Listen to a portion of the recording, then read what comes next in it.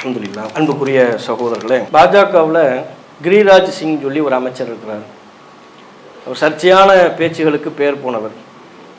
சிந்திக்கிற தன்மையெல்லாம் கிடையாது. சமூகத்துக்கு மத்தியில் பதட்டத்தை உண்டாக்கக்கூடிய விதமான பேச்சுக்கள், இரு மதங்களை பின்பற்றக்கூடிய மக்கள் மத்தியில் வெறுப்பை உண்டாக்கக்கூடிய பேச்சுக்கள் பேசுகிறது தான் அவருடைய வழக்கம்.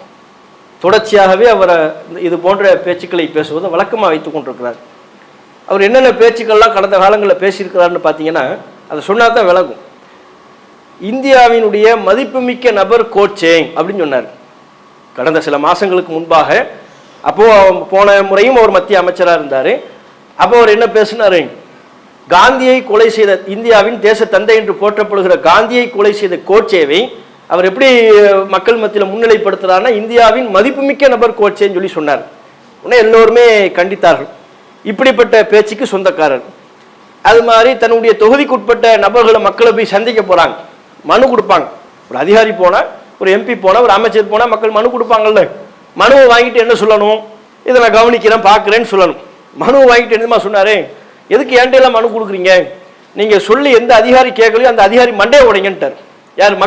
மக்களுக்கு அறிவுரை சொல்கிறாரு. மனு கொடுக்க வந்தவர்கள்ட்ட சொல்கிறாரு, ஏண்டையெல்லாம் மனு கொடுக்காதீங்க, இதெல்லாம் நீங்கள் பார்க்காதீங்க. நீங்கள் சொல்லி அதிகாரிகள் வேலை செய்யலையா, அந்த அதிகாரிகளை தாக்குங்கள், அவங்கள மூங்கிலால் அடியுங்கள், மண்டையிலேயே அடிங்க இப்படின்னு சொன்னார். இதற்காக வேண்டி கண்டிக்கப்பட்டார். இதற்காக வேண்டி பலரும் தங்களுடைய கண்டனத்தை தெரிவித்தார்கள். இதெல்லாம் சில மாதங்களுக்கு முன்பு ஒரு வருட நெருக்கத்தில் நடைபெற்ற நிகழ்வுகள். அது மாதிரி இந்துக்கள் இந்தியாவில் உங்கள் எண்ணிக்கையை அதிகரிக்க வேண்டும் என்றால் அதிகமாக குழந்தைகளை பெற்றுக்கொள்ளுங்கள் அப்படின்னு முஸ்லிம்களை காட்டி, முஸ்லிம்கள் எண்ணிக்கை கூடிக்கொண்டே இருக்கிறது. பிரிவினையின் போதெல்லாம் அவங்க இந்த அளவுக்கு இல்லை, இன்னைக்கு எண்ணிக்கை ரொம்ப கூடுது, அவங்க அளவுக்கு நீங்களும் எண்ணிக்கை, எல்லாமே பொய், கற்பனை, பொய்யா முஸ்லிம்களை காட்டி சாமானிய இந்து மக்களை அச்சுறுத்துவதற்காக வேண்டி பேசப்படக்கூடிய வெறுப்பு பேச்சுக்கள் தான். அப்போ எந்த விதமான தரவுகளும் இல்லாமல் உண்மைக்கு புறம்ப முஸ்லிம்களின் எண்ணிக்கை அதிகரிக்கிறது அப்படிங்கிற தகவலை சொல்லி நீங்களும் அவங்களுக்கு இணைய அதிகரிக்கணும்னா குழந்தைகளை அதிகமாக பெற்றுக்கொள்ளுங்கள் அப்படின்னு சொன்னார். அதுக்கு சாமானிய இந்து மக்கள் பலருமே அவருடைய பேச்சுக்கு கண்டனம் தெரிவித்தார்கள் என்பதை பார்க்கணும். இப்படி வெறுப்பு பேச்சுக்கு சொந்தக்காரரான பாஜகவினுடைய ஜவுளித்துறை அமைச்சர் இப்போ கிரிராஜ் சிங்கிறவர் இப்போ நேற்று ஒரு பேச்சு பேசியிருக்கிறார்.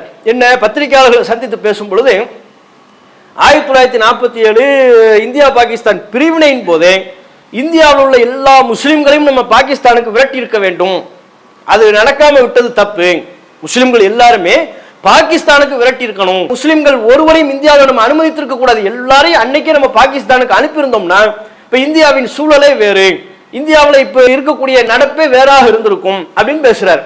இது எவ்வளவு முட்டாள்தனமான பேச்சு. அப்ப முஸ்லிம்கள் இந்த நாட்டின் பூர்வக்குடி மக்கள், முஸ்லிம்களாக இருக்கிறவங்க இந்தியாவில் இன்னைக்கு நாம் இருக்கிறோம்னா எல்லாருமே இந்தியாவில் பிறந்தவர்கள், இந்த நாட்டின் வளர்ச்சிக்காக பாடுபட்டவர்கள்.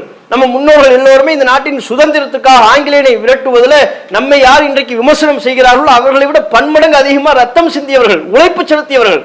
அப்படிப்பட்ட நம்மை பார்த்து இவர்கள் பேசுகிறார்கள், நாட்டின் சுதந்திரத்துக்கு ஒரு துரும்பை கூட கிள்ளி போடாத இவர்கள் பேசுகிறார்கள், இவங்கெல்லாம் பாகிஸ்தானுக்கு என்னைக்கும் நம்ம விரட்டி இருக்கணும், பாகிஸ்தானுக்கு இவர்களை அனுப்பியிருக்க வேண்டும், அனுப்பியிருந்த நிலைமையே வேறுங்கிறாங்க.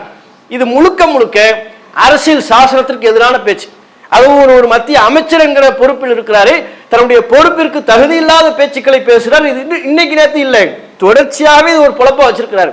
அப்ப இப்படி தொடர்ச்சியாக சமூகத்துக்கு மத்தியில் வெறுப்பு பேச்சுக்களை பேசக்கூடியவர் மீது துறை ரீதியாக நடவடிக்கை எடுக்கப்பட வேண்டும், அவருடைய அமைச்சர் பதவி பறிக்கப்பட வேண்டும். இல்லை என்று சொன்னால் தேவையற்று இது போன்று முட்டாள்தனமாக பேசி 2 மதங்களுக்கு மத்தியில் கலவரத்தை ஏற்படுத்துவதற்கு கூட வாய்ப்பு இருக்கிறது.